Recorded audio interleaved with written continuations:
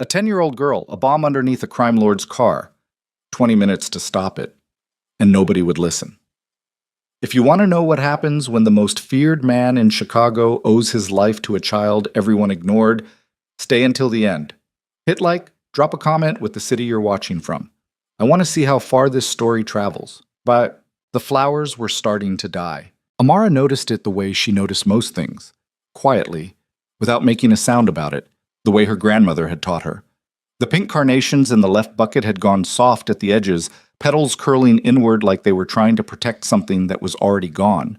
She'd bought them 3 days ago from Mr. Delacroix's stall on Maxwell Street, paying 60 cents a bunch because he liked her, and because her grandmother had known his wife before the stroke. Now they were wilting in the October cold, and nobody had bought a single one since noon. She adjusted the cardboard sign taped to the front of the bucket. Fresh flowers. $3 per bunch. The tape was starting to peel from the cold, same as everything else on this block. The Hansong Grand Hotel rose behind her like something that belonged in a different city.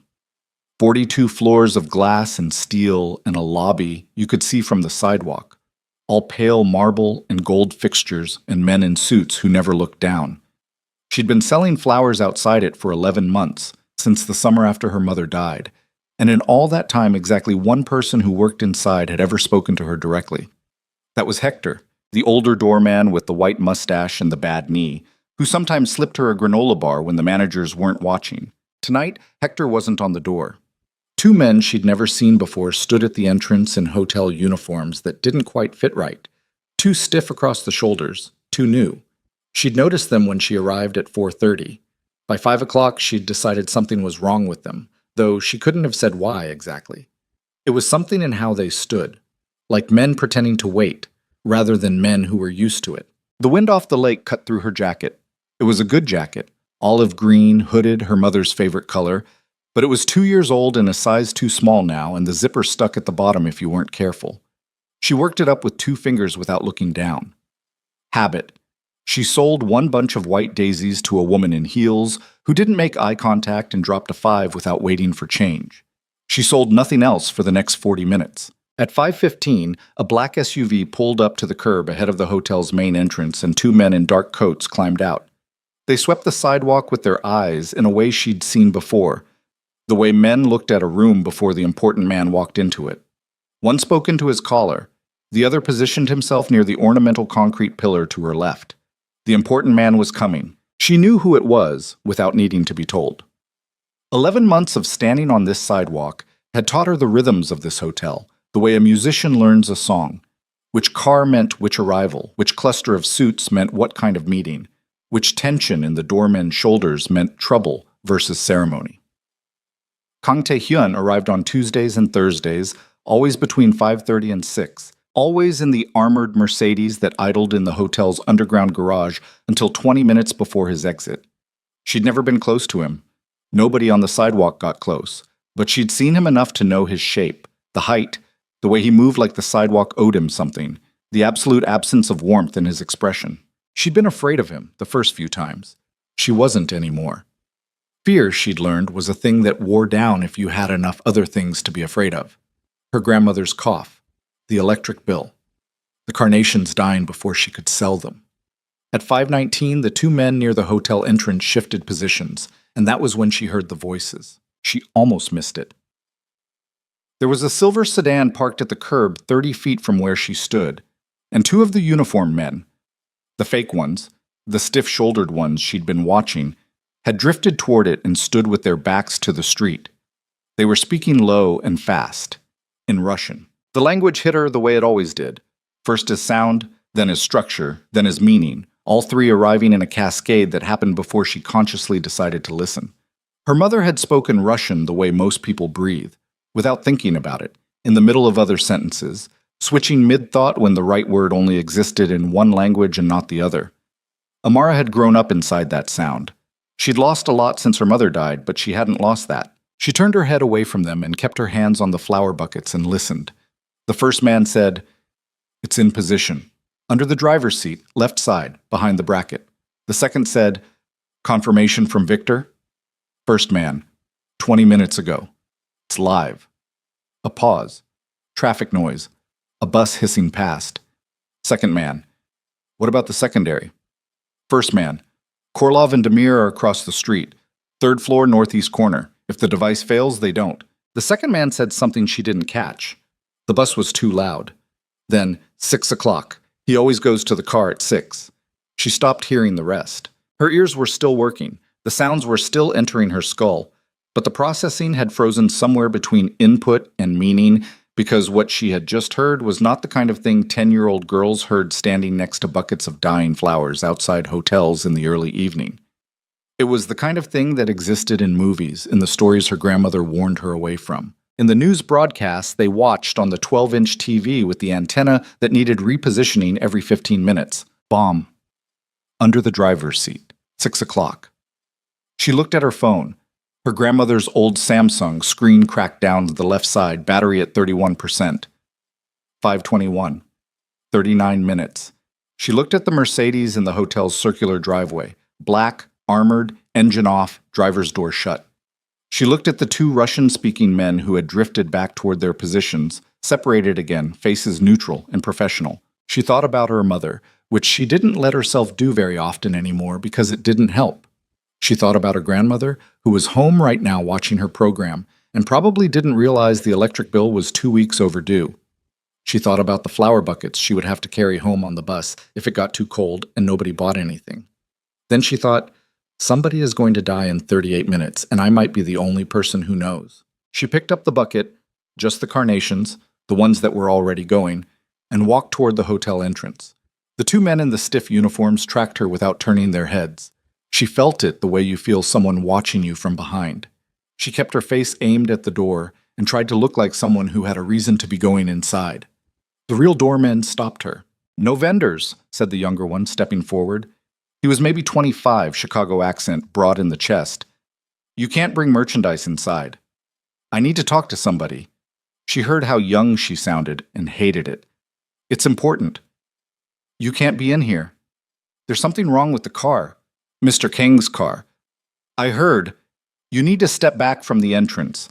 His voice had shifted, gone professional and flat. "I'll call someone to help you find your guardian." "I don't have a guardian here. There's a bomb." She said the word too loud. She knew it the moment it came out. The young doorman's face did something complicated, alarm and dismissal fighting each other, and then dismissal won. "Step back from the entrance, miss." "I'm serious, step back."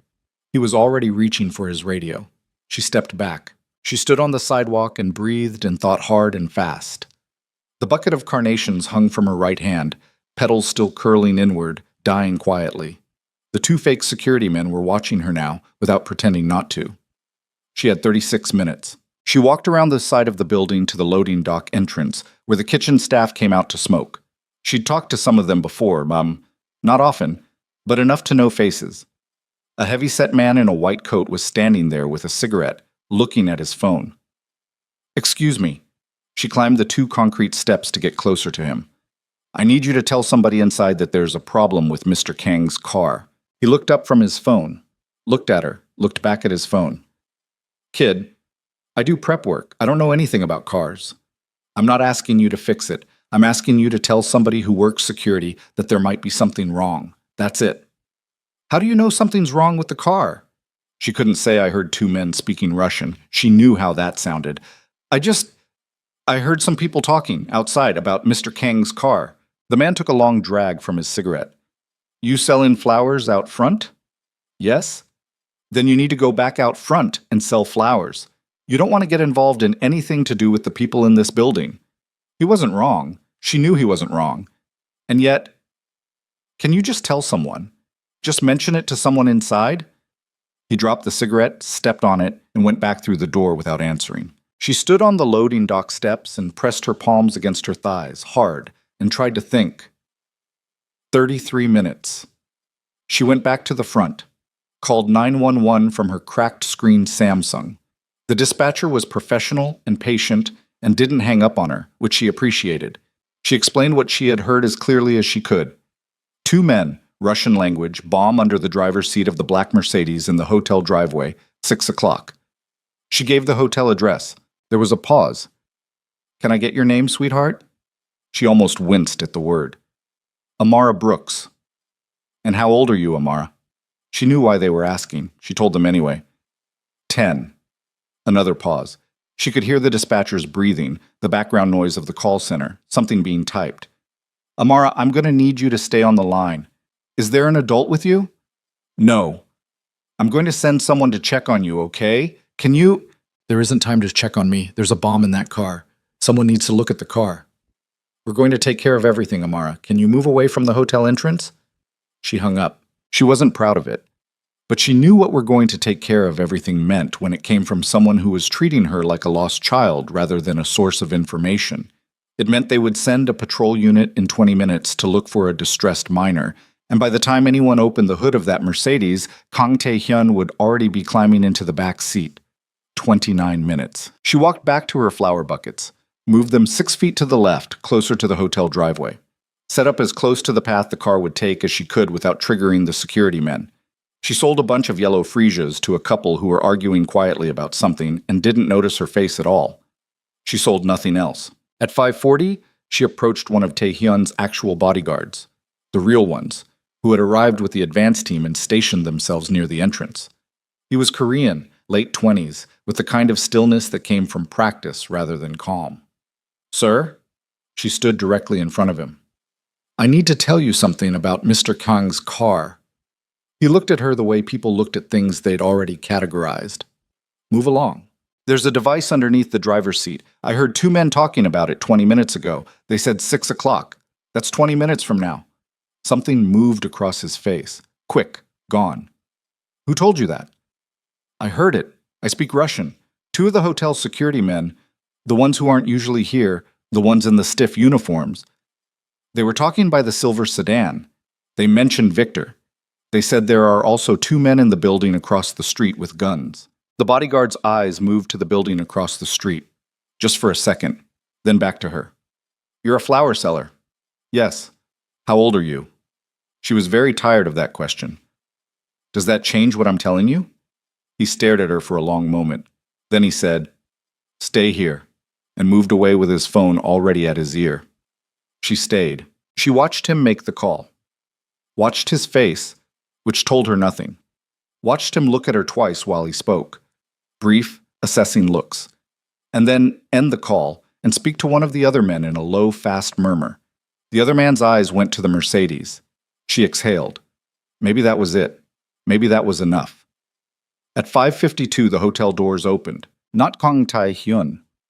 A cluster of businessmen in suits, talking over each other about something that sounded like quarterly earnings.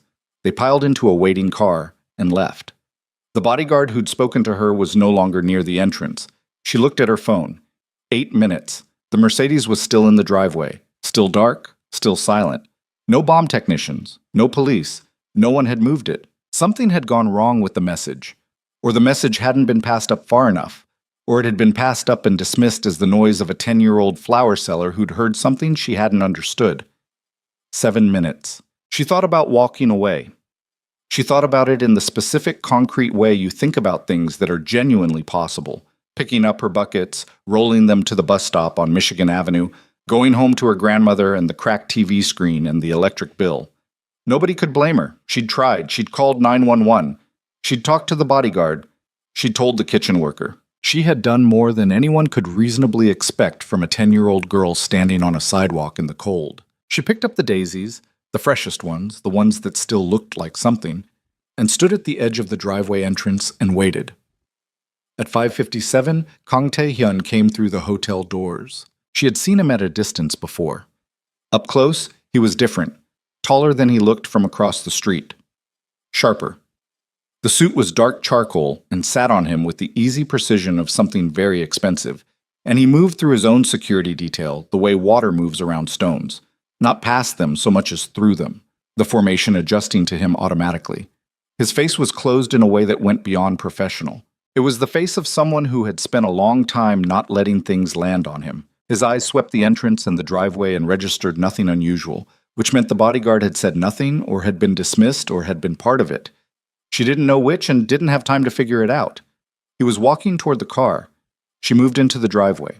2 bodyguards stepped in front of her immediately, a wall of suit and shoulder, and she planted her feet and didn't step back and said, loudly, In the clearest voice she had, "Mr. Kang, there's a bomb in your car." One of the bodyguards reached for her arm. Taehyun stopped. Not the way a person stops when they're startled. The way a person stops when something has triggered a calculation. He looked at her over the shoulder of the bodyguard between them. Really looked, which was not something he did casually. And she looked back and didn't let herself look away. "Let her speak," he said. His voice was quiet and flat, and the bodyguard released her arm immediately. She held out the flowers, absurdly. She didn't know why. Then she lowered them and said, "There are 2 men in hotel security uniforms. They spoke Russian. They said there's a device under the driver's seat, behind the bracket on the left side. They said it goes off at 6. They also said there are 2 shooters in the building across the street, 3rd floor, northeast corner, in case the bomb doesn't work." Silence. The bodyguard nearest Taehyun said something low in Korean. Taehyun didn't respond to him. He kept his eyes on her. "You speak Russian?" "Yes." "How old are you?" She breathed out through her nose. 10. Something changed in his face. Not softening. That wasn't the right word. Something more like adjustment. A recalibration. "How long have you been standing outside this hotel?" 11 months. "Selling flowers?" "Yes."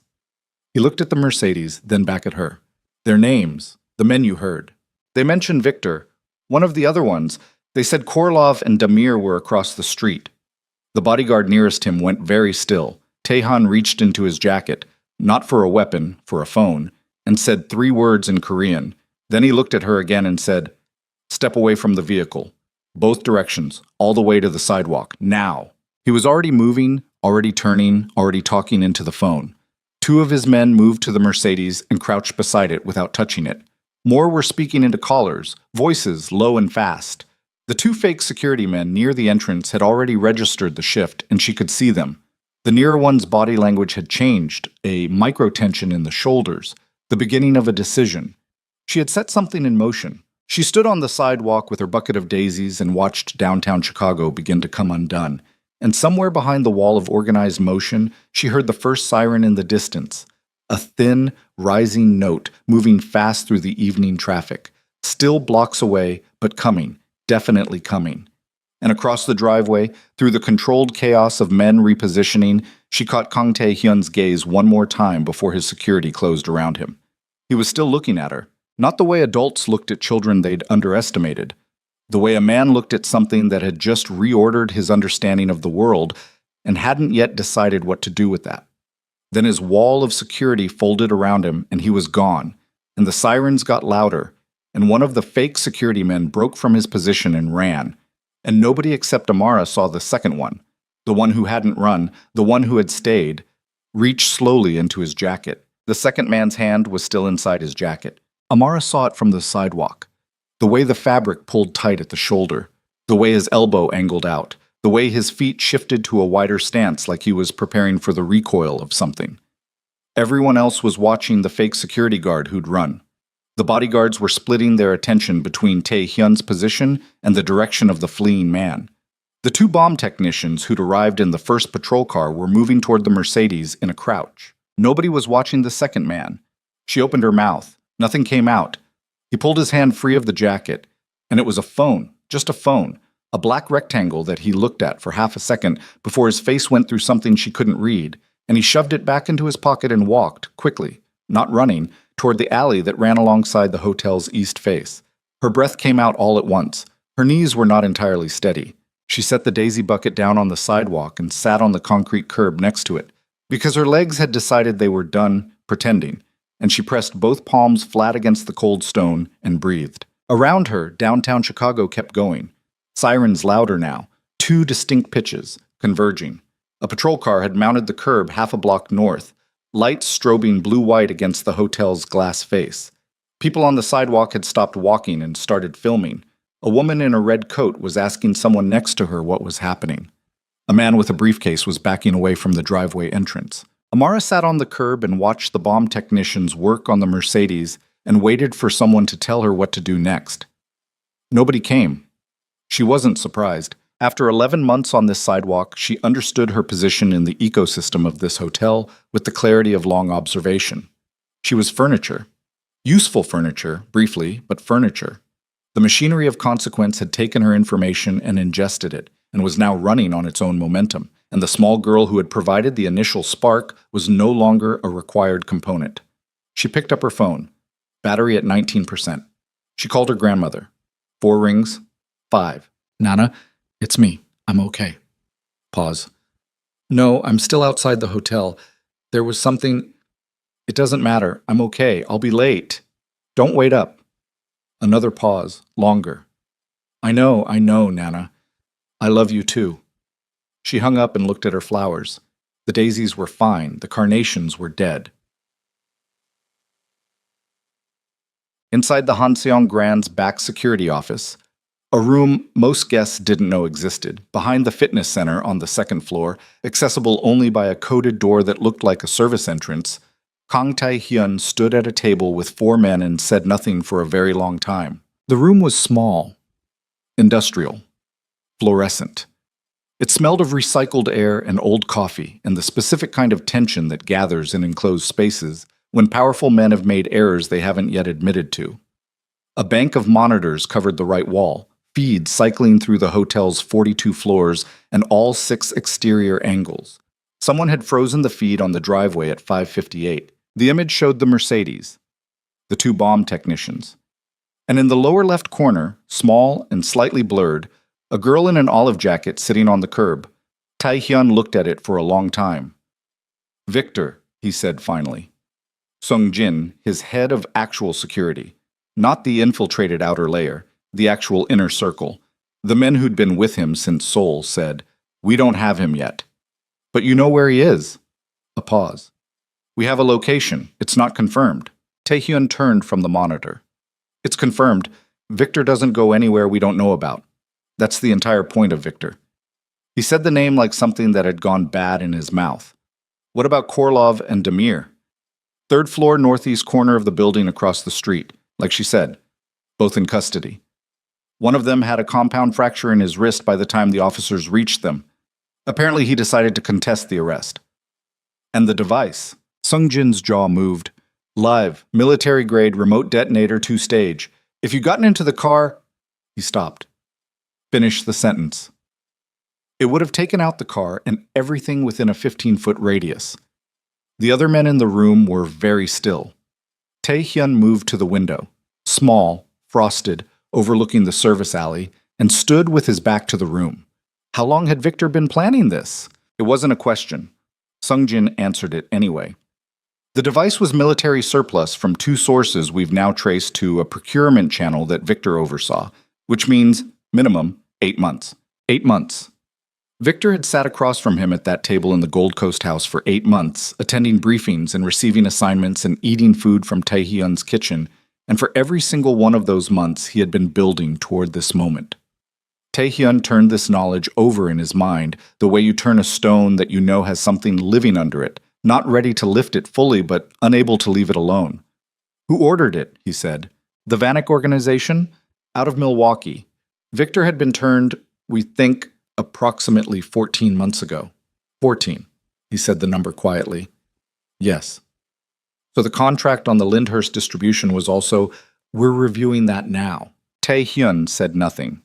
He stood at the frosted window and looked at the distorted shape of the service alley and did the math of 14 months of poisoned intelligence, and the sum was something he was not prepared to calculate fully in a room with other men watching his face. "The girl," he said. Sung-jin shifted. "Chicago PD wants to take her statement. She's still outside." "I know she's still outside. I can see her on the monitor." He turned. "Who is she?" "We don't..." "Find out. Before she leaves this sidewalk, I want to know her name, where she lives, who her family is, and how long she's been standing outside my hotel without anyone noticing she was there." Sung-jin looked at him for a moment. Just a moment. The kind of look that passed between men who had known each other long enough that a glance could carry full sentences. Then, "Yes." The police officer who came to take Amara's statement was young, with a thin beard that looked like he was still deciding whether to commit to it, and he crouched down to her level on the sidewalk in the way adults did when they were trying to seem less threatening and mostly succeeded in seeming patronizing instead. His name was Officer Reyes, and he was not unkind. Can you walk me through what you heard, in your own words? She had already walked 2 other people through it. She did it again.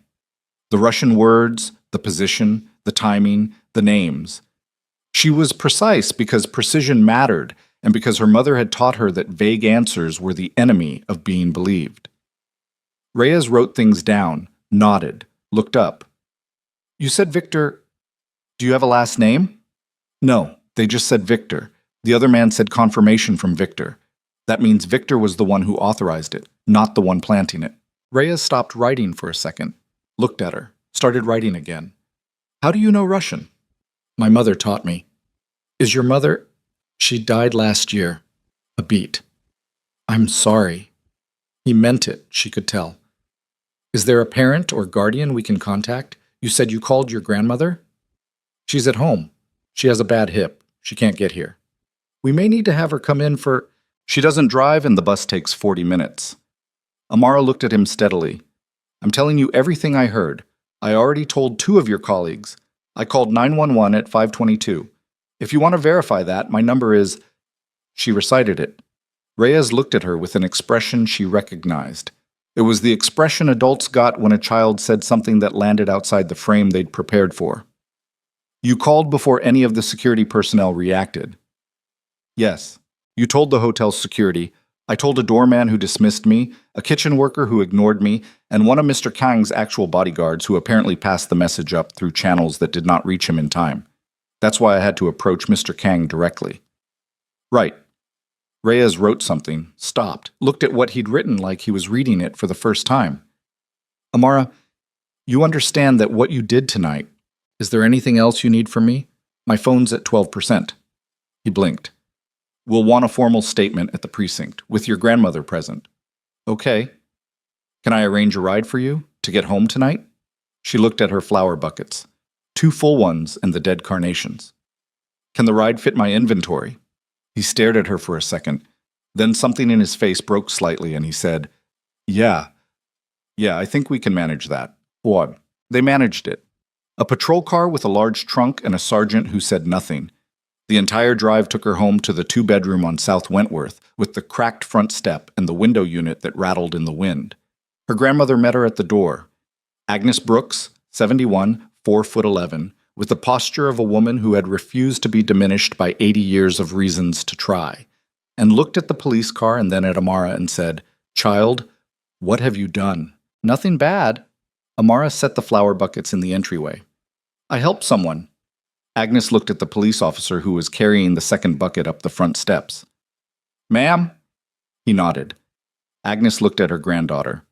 I'll explain everything inside, Amara said. She didn't sleep until after 2. Not because she was afraid. Fear, again, was a resource she'd been running lean on for long enough that it didn't spike the way it probably should have. She lay in her bed in the narrow room with the water stain on the ceiling that looked like a running dog and stared at it, and ran the evening backward and forward in her mind the way you debug something, checking for errors. The thing that stuck was the man who hadn't run, the one with his hand in his jacket. He'd walked into the alley. The police had been focused on the one who'd fled east, and Taehyun's men had been focused on securing their principal, and nobody had gone into the alley after the second man. She'd told Officer Reyes about him. He'd written it down. She didn't know what that meant in terms of action. She turned onto her side and looked at the crack in the wall above the baseboard. She thought about Victor, whoever he was, the man whose name she'd pulled from a conversation that wasn't meant for her.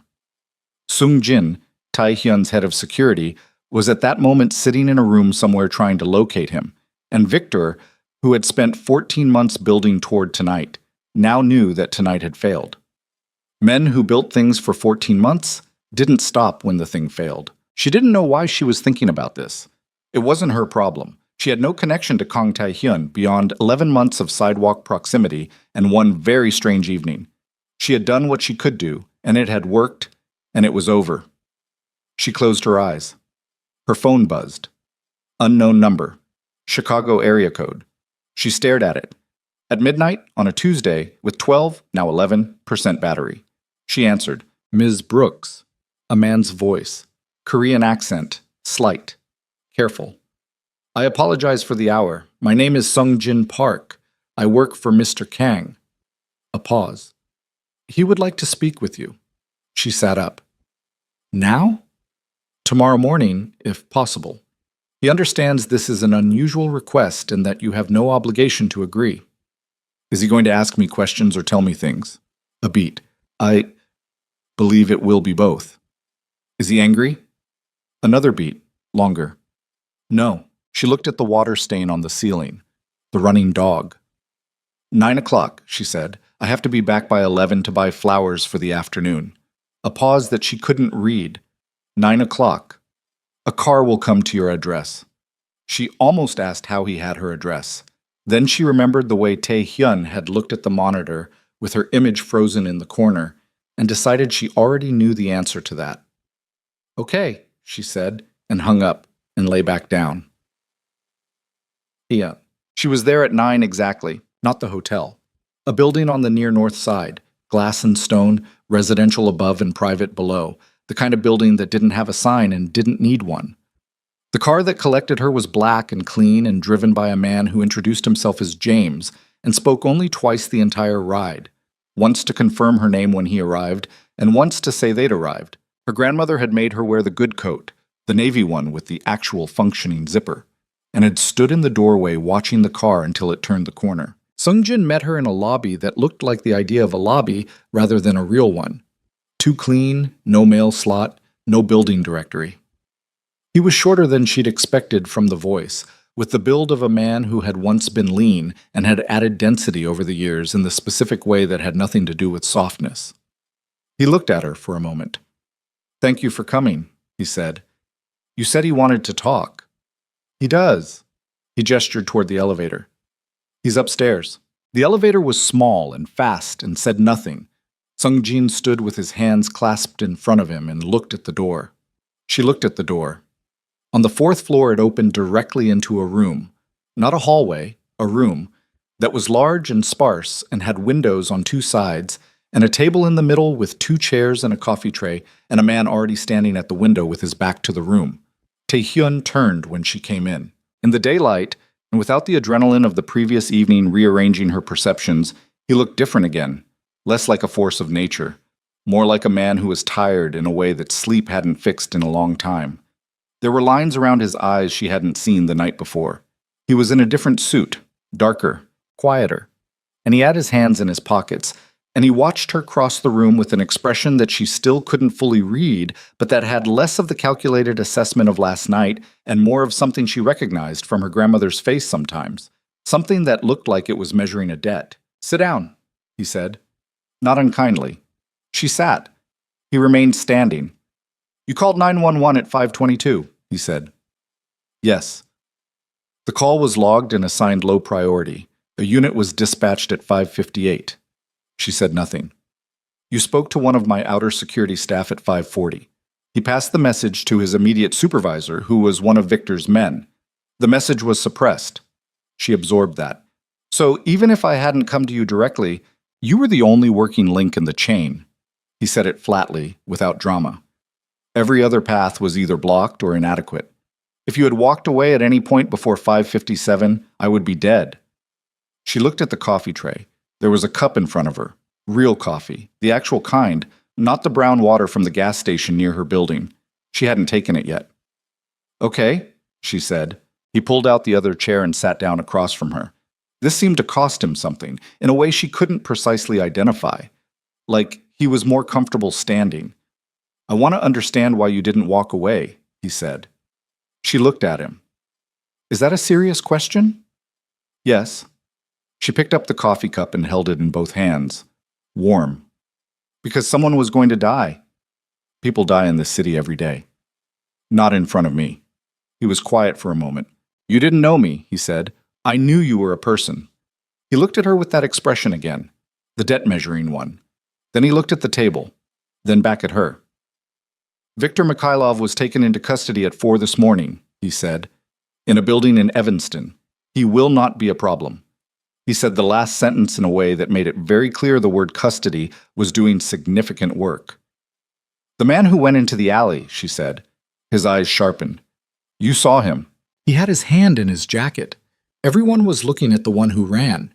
He walked into the east alley. Taehyun looked at Sung-jin, who was standing near the elevator with the stillness of a man who had learned to be present without being intrusive. Something passed between them in a look. "His name is Petrov," Taehyun said. "He is not yet in custody." "Oh." "He is being located." She nodded. Then, because she was tired and the coffee was good, and the morning had already been too many things, "Is that why you wanted to talk to me? To find out what else I saw?" Taehyun looked at her for a long time before he answered. "No," he said. He reached into his jacket. She watched his hand, a reflex from last night, and placed a white envelope on the table. Then he placed a second one beside it. "The first is to cover the cost of any flower inventory you weren't able to sell last night," he said. "The second is—" He stopped, chose the next words carefully, in a way that seemed slightly unfamiliar to him, like precision with language was something he did professionally, but not personally. "I would like your grandmother's contact information. With her permission, I would like to discuss your living situation." Amara looked at the envelopes, looked at him. "My living situation," she repeated. "You're 10 years old, selling flowers on a sidewalk in October to help pay utility bills." The way he said it wasn't pity, it was something flatter and harder than pity, like a fact being read from a document that shouldn't exist. "How do you know about the utility bills?" "I know a great deal about you now, Amara." He paused. "I know your mother died 14 months ago. I know your father is not in the picture.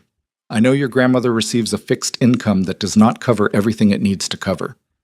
I know you have been on that sidewalk since June of last year, and in that time you have spoken to exactly 9 of my employees, 4 of whom now regret not listening more carefully." She absorbed all of this. The coffee was still warm in her hands. "You had people look into my life." "Yes." "Last night." "Yes." She should have been angry. She tried to locate the anger and found something more complicated underneath it. Not gratitude exactly, but something adjacent to it that she didn't have a clean name for. The feeling of being seen by someone who was used to looking past things. "My grandmother's name is Agnes," she said. "She'll want to meet you before she agrees to anything." "That's reasonable. And she'll have questions. A lot of them. She doesn't trust people quickly." "Neither do I." Amara looked at him across the table. This man who had spent 14 months with a traitor in his inner circle and had not known it, who had walked past her on a sidewalk for 11 months and had not seen her, who was now sitting across a table from a 10-year-old and conducting himself with a formality that might have been ridiculous in any other context and somehow wasn't, and she thought, he's telling the truth. She didn't know why she was sure. She just was. "Okay," she said. "I'll give you her number." She was reaching for her cracked screen phone when Sung-jin moved from his position near the elevator and said, very quietly, "Sir." Taehyun looked at him. Sung-jin said something in Korean. Taehyun's expression didn't change, but the room changed. The quality of the air changed. His hands, which had been resting on the table, moved to his thighs, and he straightened almost imperceptibly, the way a man straightens when something has just become worse. "What is it?" Amara said. Neither man answered her immediately. "What is it?" she said again, and her voice was steadier than she felt. Taehyun looked at her. The debt-measuring look again, but with something new in it now, something that looked almost like an apology, coming from a man who did not apologize. "Petrov," he said. She waited. "He was not trying to flee last night." Taehyun held her gaze. "He was retrieving something from his vehicle." The room was very quiet. "They know who you are," he said. "They identified you last night. Petrov has been outside your building since 6 this morning." The coffee cup was still warm in her hands. She could feel her pulse in her fingertips. She thought about her grandmother. 4'11", a bad hip. Home alone right now, probably making tea, probably watching her program, with no idea that the man parked outside her building had been sitting there since before the coffee cup hit the table. Not hard. Amara set it down with both hands, carefully. The way you set something down when your hands have started shaking and you don't want anyone to see. But it landed with a sound that was too loud for the quiet room, and the coffee sloshed against the rim, and she pressed her palms flat against the table surface and looked at Taehyun and said, "My grandmother is alone." "I know." "She doesn't know anything about last night. I didn't tell her everything." "I know that too." She was already standing. Her chair made a sound against the floor. "I need to call her. Right now. I need Sung-jin." Taehyun said the name without raising his voice. Sung-jin was already on his phone, moving toward the window, speaking low and fast in Korean. He held up 2 fingers without turning around. I have 2 men 2 blocks from your building, Taehyun said. They're moving now. 2 blocks is 2 blocks. She heard her own voice, tight, controlled, the voice she used when she was most afraid, which was the opposite of how most people sounded when they were afraid. Her mother had been the same way. Agnes had told her that once. Your mother got quieter the worse things got. I always knew it was serious when she stopped talking. 2 blocks is 3 minutes on foot if they're running. What floor is Petrov on? He's in a vehicle, street level. You said he's been there since 6. It's 9:15. That's 3 hours and 15 minutes he's had to... She stopped. Made herself stop. Running the math wasn't helping. Is he alone? Taehyun looked at Sung-jin. Sung-jin said something. Taehyun's jaw moved. We don't know yet. She picked up her phone, 11%, the number somehow obscene in its smallness, and called her grandmother. 3 rings, 4. Her thumbnail pressed white against the cracked screen. 5. Amara. Agnes's voice slightly irritated in the way of someone interrupted mid-task. I'm making breakfast. You don't need to... Nana, I need you to listen to me. I need you to go to Mrs. Patterson's apartment right now. A pause. What? Mrs. Patterson on the 2nd floor. Go there now and wait for me to call you back. Don't open the front door of the building for anyone you don't know. Don't stop in the lobby. Amara Jean Brooks, what is going on? Please, Nana. The word came out smaller than she intended. She heard it land and watched Taehyun watch her hear it. Please just go. I'll explain everything. Mrs. Patterson's door, 2nd floor. Go now and call me when you're there. A long pause.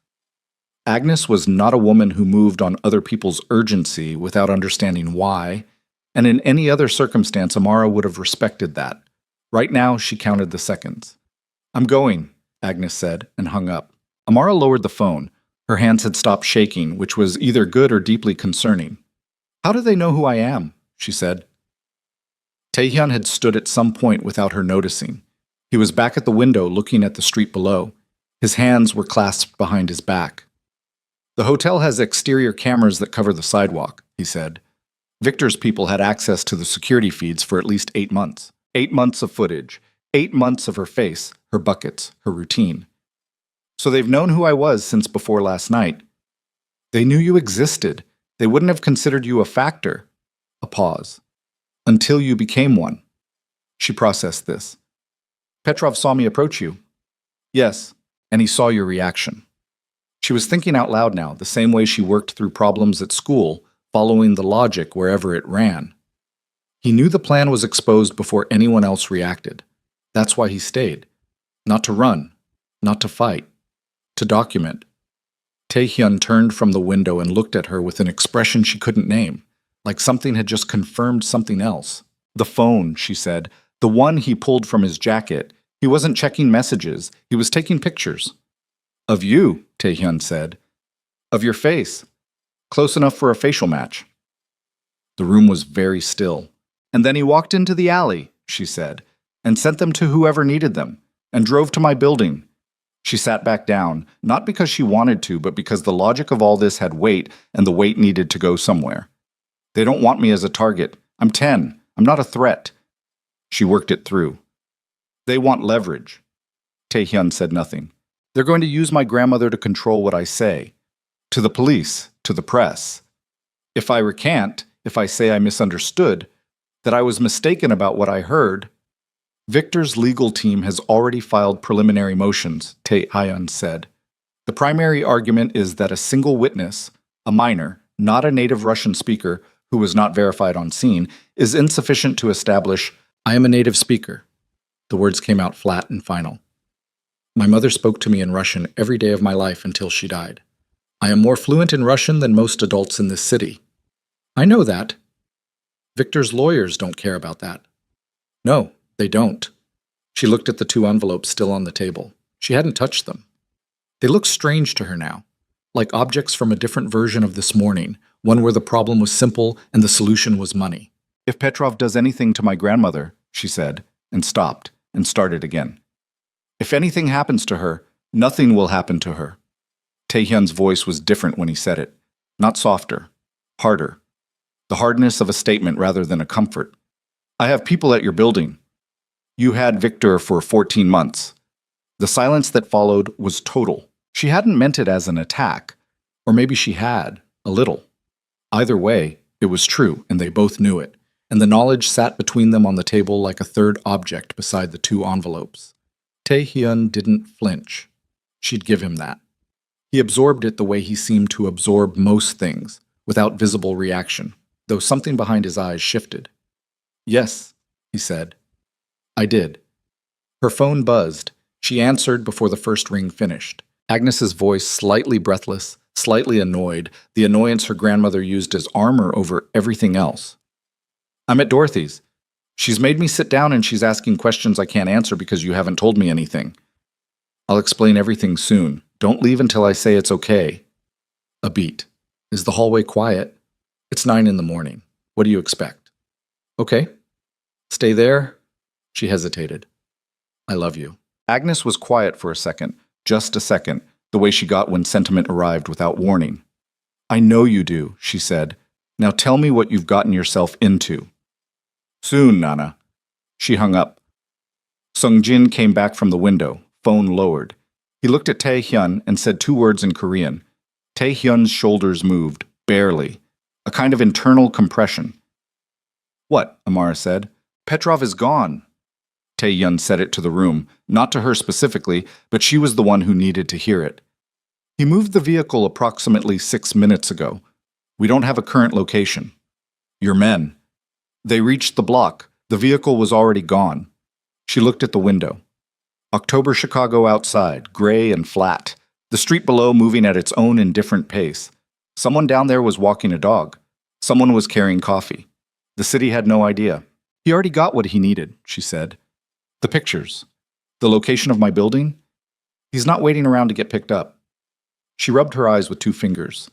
She was very tired, and the day was not yet 10 o'clock. He's reporting back, planning the next move. Tae-hyun sat down across from her again. I want to move you and your grandmother, he said. Today. Somewhere my people can cover properly. To where? I have a property. Your properties, she said, are things Victor had 14 months of intelligence on. The words landed. She watched them land. Tae-hyun leaned back in the chair. He looked at her for a long time. The overhead light was fluorescent and flat, and made everyone look like a fact rather than a person, and in it she could see how old he was. Not in years, but in the specific way that certain kinds of life aged you. Not decay, sediment. You're right, he said. So your safe houses aren't safe. Not all of them? How do you know which ones Victor didn't compromise? I don't. Not yet. We're still auditing. That could take days. Yes. She looked at the 2 envelopes again. Then she looked at Sung-jin, who had been standing near the elevator for the last several minutes, with the careful stillness of a man who was pretending to be furniture but was in fact processing everything. She looked back at Tae-hyun. Is there anyone in your organization you're completely certain about? Tae-hyun glanced at Sung-jin. 2 people, he said. Who? He looked at her steadily. Sung-jin. And my driver, James, the one who brought you here. James is the only person outside this room who knows this location right now? And the 2 men near your building, but they're outer security and I cannot yet... He stopped. Cannot yet verify, she finished. He nodded. She pressed her thumb against the crack in her phone screen, tracing it. The crack ran from the upper left corner diagonally down through the center and stopped just before the home button, and she'd traced it so many times in the last 14 months that the motion was unconscious. There's a woman, she said slowly. Her name is Dara Osei. She runs a community resource office on 63rd Street. She was my mother's friend. She has a room in the back of the office where people in trouble sometimes stay. She paused. Nobody in your organization knows her. Nobody in Victor's network has any reason to know she exists. Tae-hyun was quiet, She'll take my grandmother in, Amara continued. No questions. I've stayed there before, after my mother died, for 2 weeks while we sorted out the situation with the apartment. She doesn't talk to people she doesn't know, and she doesn't owe anyone anything. I don't know this person. That's the point. He looked at her for a long time. The look was not the debt-measuring one now. It was something more purely evaluative. The look, she thought, of a man who was used to being the one who planned and was currently confronting the fact that he was not the one best positioned to plan. I'll send Sung Jin with you, he said. One person, fine. She stood up. We need to go now. Amara. She stopped.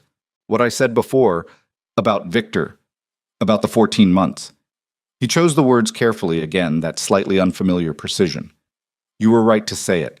My negligence created this situation. I want you to understand that I am aware of that. She looked at him. I'm not asking you to forgive it, he said. I'm telling you that the debt runs in one direction only, and that it runs from me to you, not the other way around. Whatever happens today, your safety, your grandmother's safety, that is my responsibility. Not a favor, not a transaction. She picked up the good coat, the navy one with the functioning zipper, and put it on. I know, she said. And then, because she was 10 and tired and the morning had been too much, and something about his face in that moment looked like a man standing in the rubble of something he'd built badly. It's okay. You didn't know about me either. Most people don't. She walked to the elevator. Sung Jin fell in beside her. Behind her, she heard Tae Hyun say something low into his phone. His voice had changed again, back to the flat command register, the operational voice. She didn't look back. The elevator descended. Dara Ose was 53, Nigerian-American, with natural hair going silver at the temples, and the energy of a woman who had long ago decided that chaos was simply weather and you dressed for it accordingly. She ran the Southside Resource Collective out of a converted storefront on 63rd that looked, from outside, like nothing in particular. Inside it was organized with the specific efficiency of a person who had spent decades making limited resources do unlimited work. Filing cabinets labeled in 3 colors, a coffee station that was always running, a corkboard with 40 things pinned to it, and a clear system for all 40. When Amara walked in with Sung Jin behind her, Dara looked at the man in the suit, then at Amara, then at the suit again. Who's this? She said. He works for someone I helped last night. There's a situation. Dara looked at Sung Jin for another full second. He looked back without flinching. She turned back to Amara. Your grandmother? She needs to be somewhere safe for a few days, maybe less. I don't know yet. Is she hurt? No. Are you hurt? No. Dara looked at Sung Jin once more. He's staying. Outside, Amara said. On the street. Dara nodded once, the nod of a woman cataloging a new problem alongside the 17 she was already managing. I'll call Mabel from the church 2 blocks down. She has a car. We can have your grandmother here within the hour if she's willing to move. She'll be willing, Amara exhaled. She won't be happy, but she'll be willing. Dara put her hand briefly on Amara's shoulder. Not a hug, not sentimentality, just a point of contact, and picked up her phone. Sung Jin stepped back outside. Amara sat in the plastic chair nearest the door and pressed the heels of her hands against her eyes and tried to organize the information she had into something that had a shape. Victor in custody, but connected to the Vanek organization in Milwaukee, which meant the order didn't die with Victor's arrest. Petrov mobile and currently unlocated. Her grandmother's address compromised. Tae Hyun's safe house network partially or fully burned. And something else. Something she'd been circling without landing on it. She lowered her hands. The hotel security feed. 8 months of Victor having access to it. 8 months of watching Tae Hyun's patterns, his arrivals, his departures, his team. That was the assassination intelligence. That was the how of last night. But the Vanek organization hadn't just wanted to kill Tae Hyun. If they had had 8 months to do it in dozens of ways. The car bomb on a fixed schedule was theatrical, public. It was designed to send a message as much as eliminate a threat. Why now? Why this way? She pulled her phone out. 7% battery. She needed a charger and she needed it in the next 10 minutes, or she was going to lose the only line she had to anyone. Dara, she stood. Do you have a charger? Samsung port. Dara pointed at the coffee station without looking up from her call. She plugged in and sat back down and thought. Victor had been turned 14 months ago, the same month her mother died. That was coincidence. She wasn't the kind of person who attached meaning to timing. But the number had lodged in her because 14 months was specific. 14 months meant this wasn't opportunistic. Somebody in the Vanek organization had identified Victor and had invested serious time and resources in developing him. That required intelligence about Tae Hyun's inner circle that predated Victor's turning. Someone had pointed at Victor and said, that one, that's the one we can use, which meant there was something else. Something under Victor. She was still thinking about this when her phone buzzed at 9% recharged, and Sung Jin's voice came through with a different texture than it had had all morning, tight and careful in the way of a man editing himself in real time. Amara, I need you to stay inside. Don't come to the door. She stood up. What happened? There's a vehicle parked across the street, gray Tahoe. It was not here when we arrived. She looked at Dara, who had ended her call and was watching Amara's face with the focused attention of a woman who had learned to read rooms. Did you call Tae-hyun? Amara said into the phone. I'm trying to reach him. A pause. He's not answering. She felt the floor shift. Not literally. The way it shifted when the thing you thought was solid revealed itself as resting on something else. What do you mean he's not answering? His phone goes to voicemail. I have a secondary number. Also no answer. Sungjin's voice had gone very controlled. Too controlled.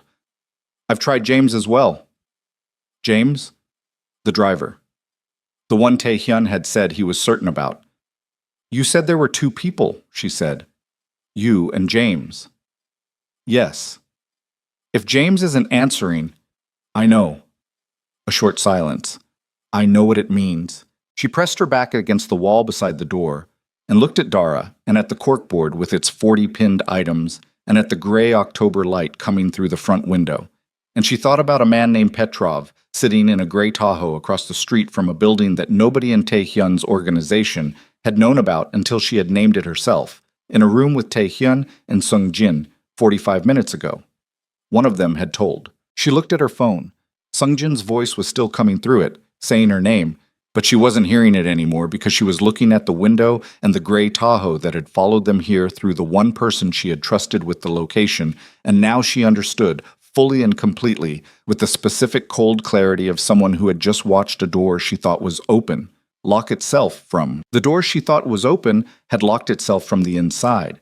She understood it in the space of 3 seconds, standing against the wall with Sung Jin's voice still coming through the phone and the gray Tahoe sitting across the street like a fact she hadn't wanted to know. Sung Jin had been in the room when she named this place. Sung Jin and Tae-hyun and James. 3 people. Tae-hyun wasn't answering his phone. James wasn't answering his phone. The Tahoe was here. The math was ugly and it only ran one direction. She put the phone back to her ear. Sung Jin, I'm here. Are you still on the sidewalk in front of the building? Yes. Does the driver of the Tahoe know what you look like? A pause. Likely, yes. Then move away from the front. Go around to the east side of the building. There's an alley. It connects to 62nd Street. Wait there. Amara, I should be... You're a visible target on an open sidewalk. Move. She kept her voice flat. I'll come to you. She hung up before he could argue. Dara was already standing, arms crossed, watching her with the level focus of a woman who had seen enough of the world to know when a situation had changed categories. How many exits? Amara said. Front door, back door, through the storage room, and a fire door on the north side that sticks but opens. Dara said it without hesitation, like she'd cataloged the building's geometry a long time ago for exactly this kind of morning. The back door opens to the alley. Is there anyone else in the building? My assistant Marcus comes in at 10. It's 9:42. Call him. Tell him to stay away today. Dara was already dialing. Amara looked at the front window. The Tahoe hadn't moved. She could see the silhouette of at least one person inside, but the October glare off the glass made detail impossible. She counted what she knew, Petrov, who had photographed her last night and driven to her building this morning. At least one vehicle. Sung Jin outside but compromised in position. Tae-hyun and James unreachable. She thought about Sung Jin. She had been about to classify him as the leak, the arithmetic pointing directly at him, but arithmetic could be constructed. If someone had wanted to frame Sung Jin, feeding the Tahoe's location timing to make it look like his call had guided them here, they could have done it. Petrov had known her face since last night. He had known the building on Wentworth by 6 this morning. If he'd had a shadow team, if they had been following the car that brought her to the north side building. Not because Sung Jin told them, but because they were already on her. She pressed her thumb against the crack in her phone screen. It was possible. She didn't know. She moved to the back of the office. The storage room smelled of cardboard and toner and old paper, and the back door had a deadbolt and a chain, and she undid both quietly and cracked it 2 inches and looked at the alley. Empty. Morning light, gray and flat, a dumpster, the back wall of the building across. No vehicles. No silhouettes. She texted Sung Jin, East Alley, come to the back. His reply came in 11 seconds, moving. She watched the door. 40 seconds later, she heard footsteps. One set, measured, not running. And Sung Jin appeared at the alley entrance, and she watched him walk the full length of the alley without looking behind him or to the sides, which either meant he was certain there was no one following or meant he already knew there wasn't because he was the one who had called them. She couldn't decide. She opened the door. He stepped inside. His face was professionally neutral, but his breathing was elevated. Not much, just enough that she could see his chest moving faster than normal. He looked at her, then past her at Dara, then back. The vehicle hasn't moved, he said. I know, we're not going out the front. She looked at him steadily. I need to ask you something, and I need you to answer it straight. His jaw tightened. You think I told them? Did you? The storage room was very small, and the single overhead bulb made everything look like an interrogation, and she held his gaze without blinking. He held hers. No, he said. Taehyun isn't answering. I know. James isn't answering. I know that too. Those are the only two people you said he trusted completely. Yes. Something moved across Sung Jin's face that was not professional neutrality, something older and heavier than that. James has worked for Taehyun for 9 years. If James turned, he stopped, started again. Victor was the outer ring. If the Vanek organization had someone deeper than Victor, James is his driver, Amara said. James knows every location, every route, every address. The word James sat in the room like a stone that had been dropped. Sung Jin took out his phone. His hands were steady. He pulled up something and turned the screen toward her. A map, a blue dot, moving. Taehyun's phone. I have a shadow track on all principal devices. He watched the dot. He's on the expressway, north, moving fast. He's in a car. Yes. Is he driving it? Sung Jin's expression answered that before his words did. The movement pattern is consistent with highway speed. There's no stop-start. He's not in control of the vehicle. She felt the cold move up her spine. They have him. They may have had him since before we left the building. She thought about Taehyun at the window on the 4th floor, the carefully chosen words, the 2 envelopes on the table. She thought about him saying the debt runs from me to you with the specific flatness of a man who meant what he said and was not used to saying it. She thought about him trusting James for 9 years. Where's the track going? She said. Sung Jin watched the dot. Industrial corridor, north of the city. There's a warehouse complex the Vanek organization is known to operate out of. You know where it is? I know of it. I've never been there. But you know the address? Yes. She looked at him. He looked at her. The storage room smelled of cardboard, and the bulb buzzed faintly, and outside on 63rd Street, a gray Tahoe sat in front of a building that someone had led it to, and Kang Tae-hyun was on a highway moving north at speed in a vehicle he wasn't controlling. Call the police, she said. Sung Jin's face did something. If I call the police and I'm wrong about where he is, impam amici amakis. Call them. Give them the track data. Give them the Vanek warehouse address. She held his gaze. If you're the one who told them about this building, calling the police is the last thing you do right now, so call them. A long moment. He held the phone. Then he dialed. She turned back to Dara while he talked. Is your car in the alley? Around the corner, 62nd Street. I need you to take me somewhere. Dara looked at her with the expression of a woman doing a rapid and serious calculation. Where? North. Industrial corridor. She paused. You don't have to. I can find another way. You're 10 years old and the only other option you have is a man you're not sure you trust. Dara uncrossed her arms. I'll get my keys. Ducked. They went out the north fire door that stuck and opened, Sung Jin first, then Amara, then Dara, pulling the door shut behind her. The Tahoe was on the south-facing street and the north exit put them in a different alley entirely, and they moved fast and low the 20 yards to 62nd Street, and Dara's 10-year-old Civic that was gray and unremarkable and smelled of dry erase markers. Sung Jin sat in the front. Amara sat in the back. Dara drove without being told twice about anything. Sung Jin had the phone tracker on the dashboard, the blue dot still moving north, slowing now. He stopped, he said, or close to it. The dot's decelerating. How far? 22 minutes if we push it. Dara pushed it. The city thinned as they moved north. Fewer storefronts, more chain link, more flat gray industrial sprawl. The buildings got lower and wider, and the spaces between them grew. Amara watched it pass through the window and tried to keep her thinking clean and sequential because the alternative was a kind of spiraling that wouldn't help anyone. Taehyun was being moved.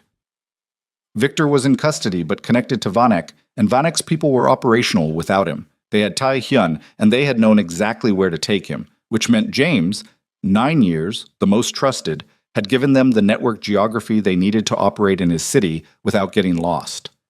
She thought about the car bomb last night. Theatrical, public, designed to send a message. If the car bomb had succeeded, the message was, Kang Tae-hyun is gone. His organization is open.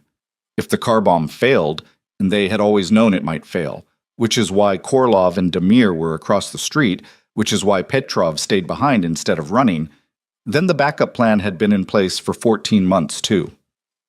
The car bomb was the opening move. The real plan was capture. They didn't want him dead. Or not just dead. They wanted something from him first. She said it aloud. They want information. Sungjin half turned in the front seat. If they wanted him dead, they had 8 months of his schedule, she said. They could have done it 100 different ways. The car bomb was visible, loud. It was designed to either kill him publicly or fail, force him into motion, get him moving and vulnerable and trusting the wrong person. She pressed her palm against the window glass. Cold. James is the one who moves him. James is the one who drove him away from the building this morning after we left. Into a controlled vehicle, Sungjin said quietly. Yes. She watched the industrial landscape move past. What do they want from him? What does Vanek need badly enough to build a 14-month operation for? Sungjin was quiet for a moment, then, access codes. Taehyun controls 7 financial transit channels in the Midwest corridor. Legitimate front companies, but they process other things underneath. If Vanek got those codes, they could absorb his entire network infrastructure without firing another shot. And if he gives them the codes, his organization dissolves from the inside. His people, his assets, his operations, all of it rerouted to Vanek, without a fight. She stared at the dot on the screen. It had stopped. He won't give them the codes, she said. No, Sungjin agreed. He won't. The silence that followed had a specific weight to it. Then they'll hurt him until they have another option, she said. Dara's hands tightened on the wheel. She said nothing. She drove. The warehouse complex appeared on the right side of the expressway exit. 3 large connected structures behind a perimeter fence, with a private access road and a gate that was currently open. No visible signage. 3 vehicles in the lot that she could see from the road, one of them black, one of them a dark SUV, and one of them the kind of nondescript cargo van that was either delivering something legitimate or absolutely was not. Dara rolled past without slowing. I'm not stopping in front of that. No, keep going, 2 blocks north. She pulled over on a residential street that had wandered into the industrial zone the way streets sometimes did. 3 houses between 2 warehouses, looking confused about their own existence. Dara killed the engine. Police are 8 minutes out, Sungjin said, looking at his phone. They took the track data. They're treating it as a credible threat. 8 minutes. Yes. She looked at the warehouse through the rear window. 2 blocks. The fence was chain link, 8 feet, topped with wire but not electrified as far as she could see. The access road was the only vehicle entry, but the fence ran along the side of the building, and there was a section nearest the north face where a drainage ditch ran underneath. She'd seen it from the car, a gap in the fence line where water erosion had lifted the bottom panel. She was 10 years old. She was the smallest person in this car. She was, in terms of the threat she presented to any adult male in that facility, functionally invisible. This was the only advantage she had, and she was going to use it. She already had her hand on the door. Amara, Sungjin's voice. I'm not going inside. I just need to see. You're not leaving this car. In this. She looked at him. He looked at her. 2 blocks away, in a building behind chain link and wire, a man who had looked at her across a table and said the debt runs from me to you was in a room with people who needed something from him and would not ask for it gently. He came to your sidewalk every week, Sungjin said. Not a persuasion, a fact. delivered quietly. For 3 years before you started working there. He built that hotel. He never once looked at you. I know. He looked at you last night. I know that too. She held his gaze. 8 minutes, she said. The police are 8 minutes out. Someone needs to confirm he's in there so the police don't arrive at an empty building with bad coordinates and lose 12 minutes recalibrating. She kept her voice level. I'm small. I'm quiet. I know what a drainage ditch looks like from a car window. And I have 7 years of following my mother through the south side at night when the building's lights were out. She paused. You have an injured principal, an unknown number of hostiles, an offense you can't scale quietly. I have none of those problems. Sungjin looked at her for a long moment. You go to the fence line, he said. You look. You do not cross the fence. You do not make a sound. You see what you can see, and you come back to this car and you tell me. Yes. If anything moves toward you, you run. You don't think about it. You run. Yes. He reached into his jacket and took out his phone, the one with the tracker, the one with the police contact, and held it out to her. Keep this. If something happens, press the green call button. It redials the last number. She took it. 2 blocks, he said. You go along the drainage side, not the road. Stay low. She opened the door. The air outside was cold and smelled of rust and standing water, and the particular emptiness of industrial zones on weekday mornings. She pulled the good coat around her and moved along the edge of the road, where the gravel shoulder met the ditch, staying below the sight line of the fence. The drainage gap was where she'd seen it. A 2-foot clearance between the bottom of the fence panel and the ground, the chain link lifted and bent by years of water. Large enough for a 10-year-old girl to slide through without making a sound. Not large enough for an adult. She pressed herself flat against the cold ground at the base of the fence and looked through it. The warehouse lot was quieter than she'd expected. One man near the cargo van, smoking, facing away from her. The side door of the main warehouse was propped open with a concrete block. Light inside, but artificial, cold, fluorescent. She could hear voices, not the words, too far, too muffled, but the register. 2 distinct voices, lower and controlled. And underneath them, intermittent, a third voice that was different in texture. Strained, the specific sound of a voice that was working hard to stay flat and wasn't entirely succeeding. She knew that voice. She had heard it for 45 minutes that morning across a table with 2 envelopes and a coffee tray. She pulled out Sungjin's phone, pressed the green call button.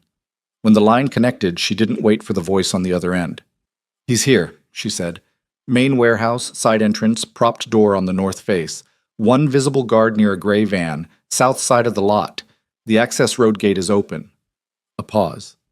He's alive. He's talking. You need to move now. She started to pull back from the fence. The guard near the van turned around.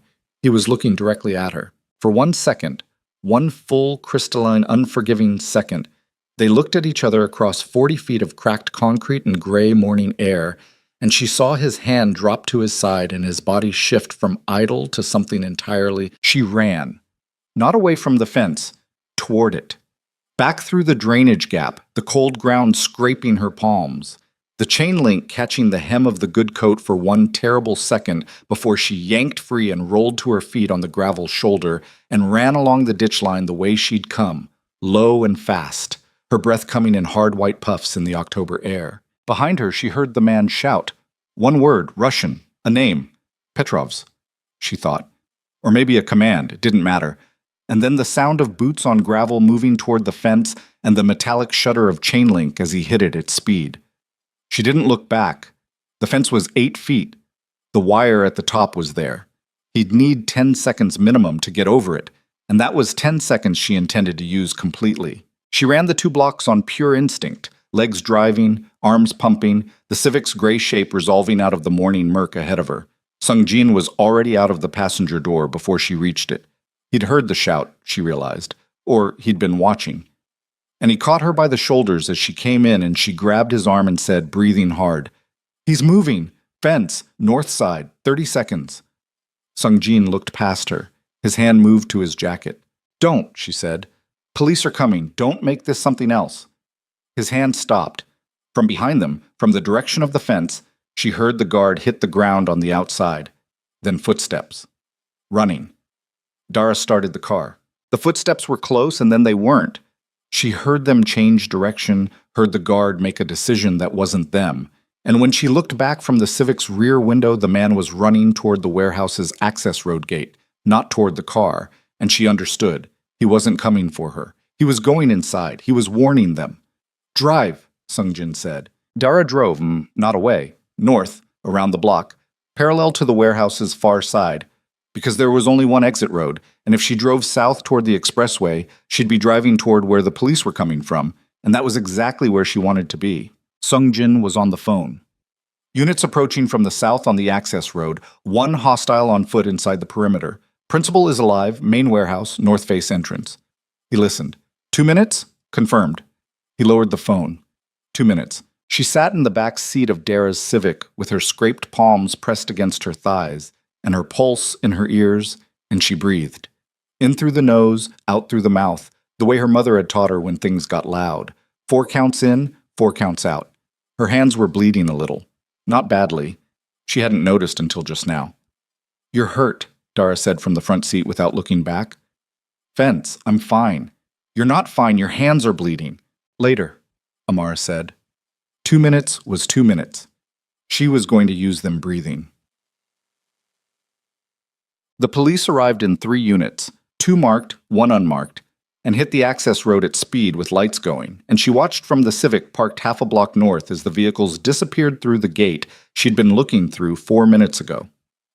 Sungjin was on the phone with someone, tracking the blue dot that had stopped moving, confirming the location to the responding units. For 11 minutes, she sat in the backseat of Dara's Civic and watched the fence line and breathed and said nothing. Then more units arrived. Then an ambulance. Then a black vehicle she didn't recognize that moved with the deliberate authority of something that didn't need sirens. Then Sungjin exhaled, just once, short, controlled, and looked at his phone screen and lowered it to his knee. "They have him," he said. She closed her eyes. Not relief. Not yet. Something earlier than relief. The cessation of a particular kind of tension. The letting go of the breath you'd been holding so long, you'd stopped knowing you were holding it. She sat with it for a moment, just sat with it, the cold in the car and Dara's hands on the wheel, and the distant sound of more sirens converging on a warehouse 2 blocks away. "Is he hurt?" she said. "They're assessing." A pause. He was conscious when they reached him. She opened her eyes. "James," she said. Sungjin's jaw moved.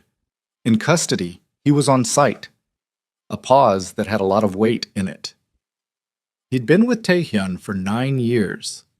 She thought about Taehyun saying 2 people with the certainty of a man who had checked his math. She thought about how certainty was not the same as correctness, and how the gap between the two was where most damage happened. "Is there anything left to do right now," she said, "that I need to be here for?" Sungjin looked at her. "Because my grandmother is at Dara's office and she's been sitting in a back room since 8:30, and she has a bad hip, and she doesn't know what's happening, and she's been very patient." She kept her voice even. "I'd like to go back to her." Sungjin looked at her for another moment. Then he turned to Dara. "Can you take her back?" Dara had already put the car in drive. Agnes Brooks did not cry when Amara walked through the door of the Resource Collective and sat down across from her at the folding table in the back room.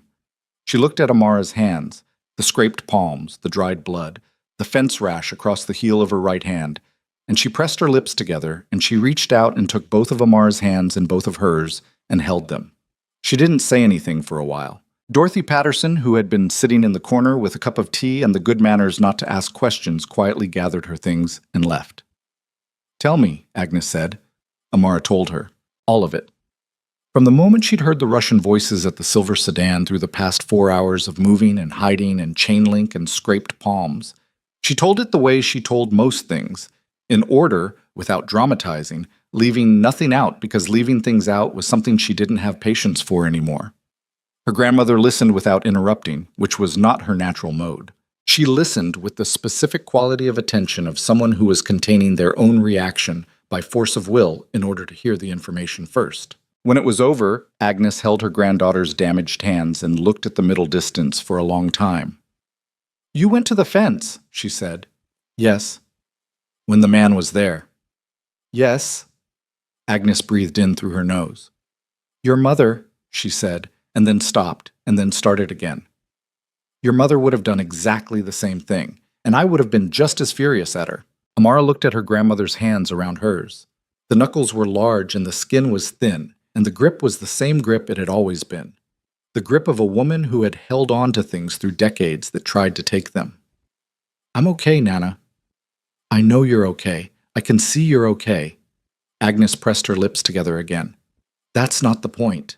Dara came in from the main office with a first aid kit and set it on the table without comment, pulled a chair up, and began cleaning the heel of Amara's right hand with the practiced efficiency of someone who had done this many times in this room for many different people in many different difficult mornings. Agnes watched. The man, she said. Kang. He's going to be okay, Amara said. I think. You think. He was conscious when they found him. Agnes nodded slowly, the nod of someone filing information rather than accepting it. He wants to help us, Amara said. He said so. Men in his position say a lot of things. I know. You trusted him anyway. Amara looked at her hands while Dara worked. I trusted that he was telling the truth about being in debt. People who are used to owing nobody. When they finally admit they owe someone, they mean it. They don't know how to say it otherwise. Agnes looked at her granddaughter for a long moment. When did you get so old? She said. It wasn't really a question. Amara didn't answer it. Sat, Taehyun was in a private medical facility on the North Shore for 4 days. She didn't visit. She'd thought about it and decided against it, not from reluctance, but from the instinct that certain things needed space and time before they were real, and that a hospital room in the aftermath of what had happened to him was not the right container for whatever the next conversation between them would be. She sent a message through Sung Jin. 2 sentences. I hope you recover quickly. My grandmother wants to meet you when you're ready. She received in return a message of 4 sentences in careful English that Sung Jin read to her over the phone because she'd asked him to. I was informed you approached the fence. That was not part of the agreement. I would have been very angry if it had gone differently. I am grateful it did not. She almost smiled at the 4th sentence.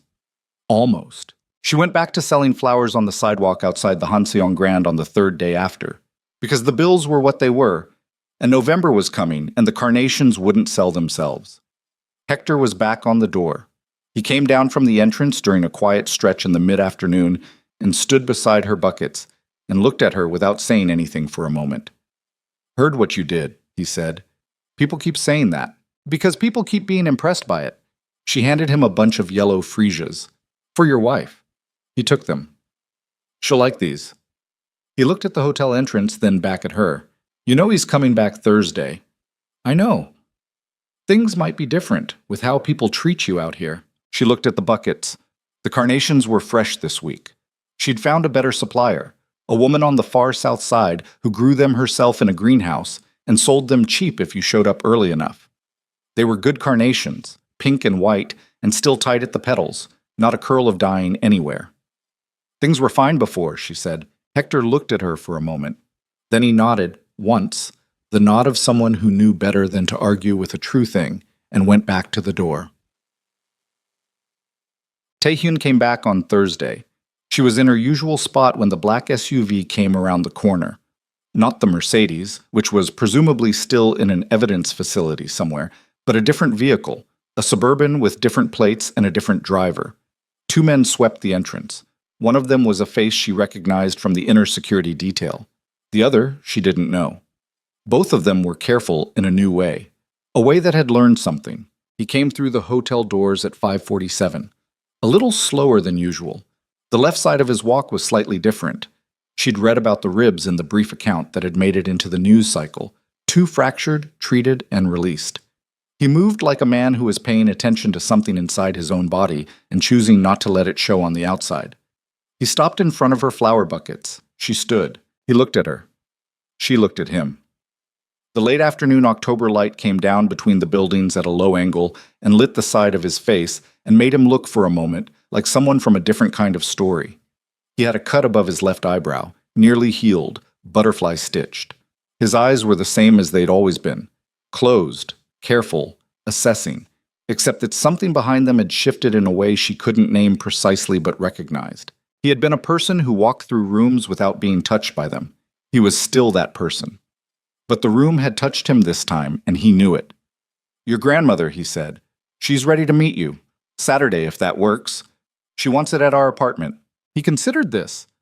The apartment on South Wentworth with the cracked front step and the window unit that rattled. The idea of Kang Tae-hyun sitting on their second-hand furniture drinking Agnes Brooks's coffee was almost too large to hold in the mind all at once. But she held it. "Saturday," he said. "What time?" 2:00. She makes lunch." Something moved across his face. Something too quick and controlled to name. "I'll be there." He looked at the carnations. "How much?" he said. $3. He reached into his jacket, slowly, she noticed, protecting the left side, and placed a 20 on the rim of the bucket. "Keep the change." She looked at the 20, looked at him. "My flowers are worth $3, she said. He held her gaze for a moment.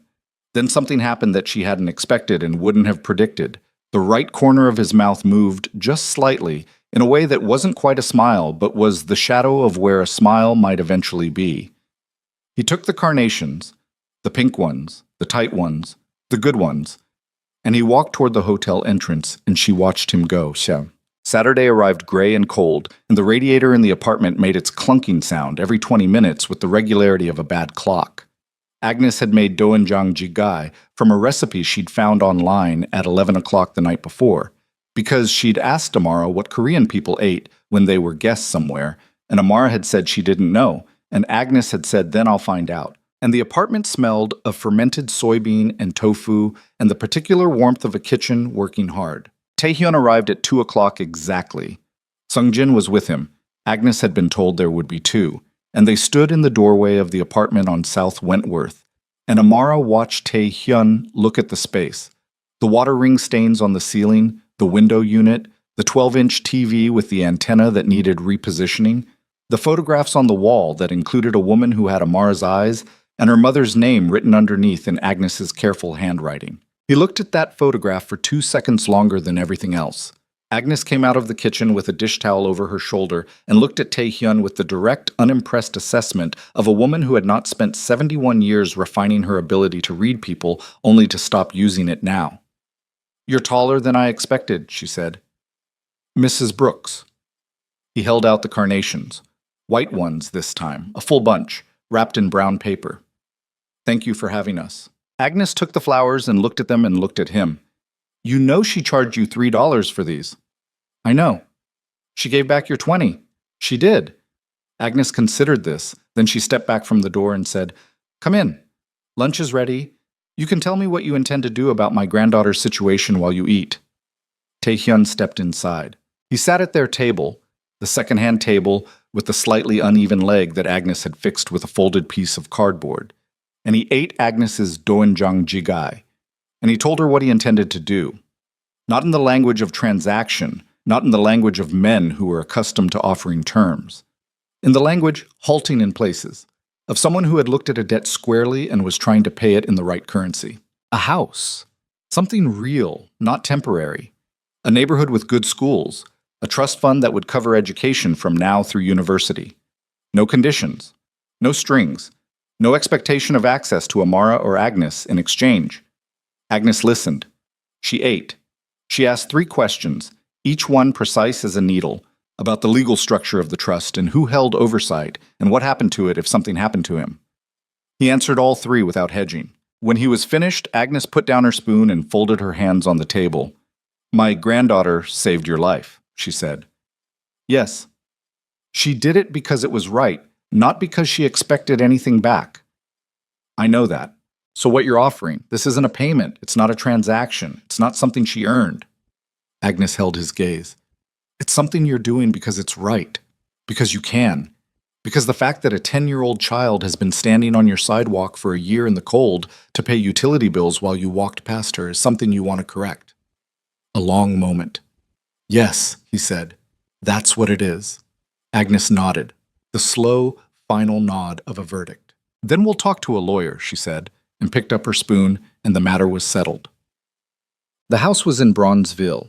3 bedrooms, a real kitchen, a yard with 2 old oak trees that Agnes said reminded her of the yard she'd grown up in Mississippi, 60 years ago. It was 7 minutes from a school that Amara had already researched, and 2 blocks from a library branch that was open 6 days a week. They moved in on a Friday in November, first snow of the season coming down in thin flakes that hadn't decided whether to commit. Agnes stood in the kitchen and ran her hand along the counter twice and looked out the window at the backyard and said nothing for a long time. Amara stood beside her and looked at the same view. The yard, the oaks, the snow that was trying, and felt something she didn't have a clean word for. Not happiness exactly, something more structural than happiness. The feeling of a floor that held. She still sold flowers, not outside the Hansjong Grand. That chapter had ended the way chapters ended, not dramatically, but by simply not continuing. She sold them at a farmer's market on Saturday mornings, 3 blocks from the new house, where she had a regular spot and regular customers who knew her name and sometimes brought their kids to buy flowers for their mothers. She charged fair prices and kept honest inventory and came home with money in her pocket that didn't have to disappear into the electric bill. The trust fund existed. She knew it existed. She didn't look at the statements because she was 10, and the statements were not relevant to her yet. Someday they would be. That was enough. The criminal machinery that had nearly killed Taehyun ground through its processes in the months that followed. Viktor Mikhailov was indicted on multiple federal charges and entered a cooperation agreement that unraveled 3 separate organized crime networks across 4 states.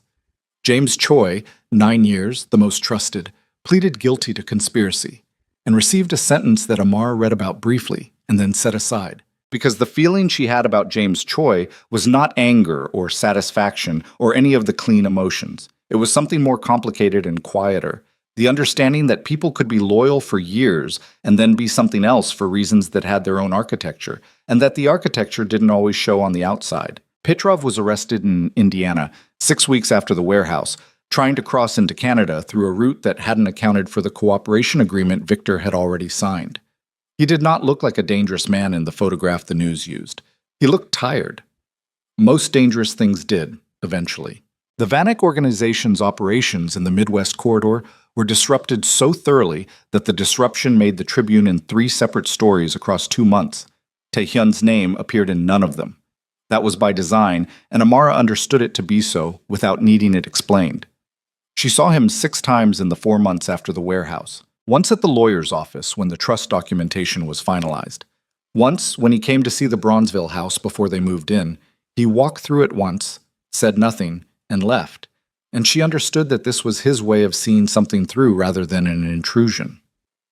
Once at a school fundraiser that he attended because she'd mentioned the school in passing in one conversation, and he had written it down somewhere in the way that he did things, quietly and completely.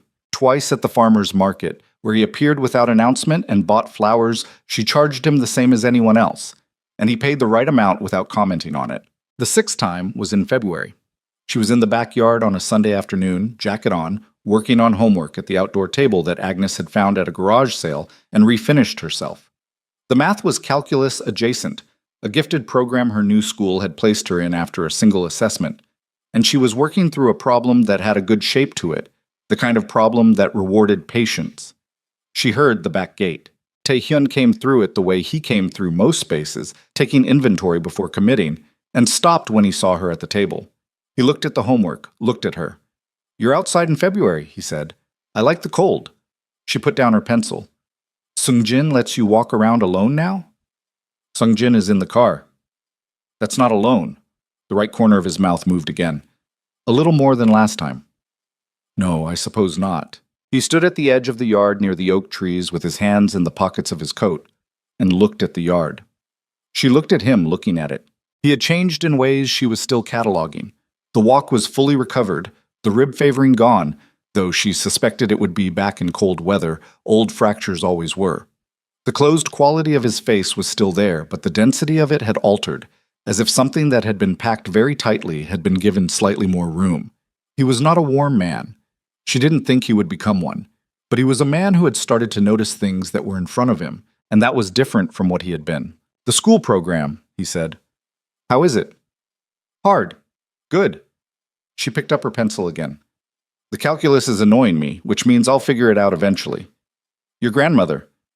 Likes the kitchen. Made me promise to learn how to cook in it. I'm working on it. He nodded, looked at the oak trees. I'm opening a community resource center, he said. On the south side, 63rd Street corridor. She looked up. Dara Ose has agreed to consult on the programming structure, he said. She was direct about what it needed to actually work rather than merely exist. A pause. I found that helpful. Amara thought about Dara and her corkboard with 40 items pinned to it and her coffee station that was always running. She thought about Dara not asking a single unnecessary question on a hard morning, just handing over a first aid kit and cleaning scraped palms with practiced efficiency. She'll make it good, Amar said. I believe that too. She looked at her homework. The problem was still there, waiting with its good shape. She looked back at Tae-hyun. Is that what you came to tell me? She said. He was quiet for a moment. I came to tell you that the center's name is going to be put to a public vote, he said. Among the community members who'll use it. He held her gaze. But I know what I would like it to be. She looked at him. She was 10 years old, and she had buried her mother and helped raise herself, and learned 2 languages in a cracked screen world, and stood on cold sidewalks with dying flowers, and run along drainage ditches in October, and pressed her scraped palms against a chain-link fence, and called in a location while a guard's eyes found her across 40 feet of empty concrete. She had not done any of it to be remembered. She had done it because someone was going to die, and she was the only person who knew, and walking away from that had never been a real option. Not for her, not in the body she lived in, not with the mother she'd had and the grandmother who was in the kitchen right now, probably reorganizing the spice shelf for the 3rd time because she was happy, and happiness made her industrious. That's your decision, she said. Not mine. Tae-hyun looked at her for a moment, the full, unguarded look that had first appeared on a hotel driveway in October, when a girl with a bucket of flowers had said words that reordered his world. And then he looked at the yard, at the oak trees, at the February sky that was white and flat and full of something not yet ready to come down. Yes, he said. I know. He stayed another 20 minutes.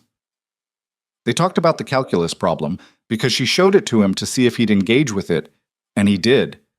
Not by solving it, but by asking the right question about it, the kind of question that made the shape of the problem clearer, which was more useful than a solution anyway. When he left, she listened to the back gate close. She picked up her pencil. The problem had a different shape now. Better. More solvable. She bent over the page and worked. Inside, Agnes was singing something low and wordless in the kitchen, the way she sang when she was content without wanting to announce it. The radiator knocked its patient knock. One of the oak trees moved in the February wind, its bare branches crossing and separating in the yard of a house that was theirs. Amara worked. The answer, when it came, was clean.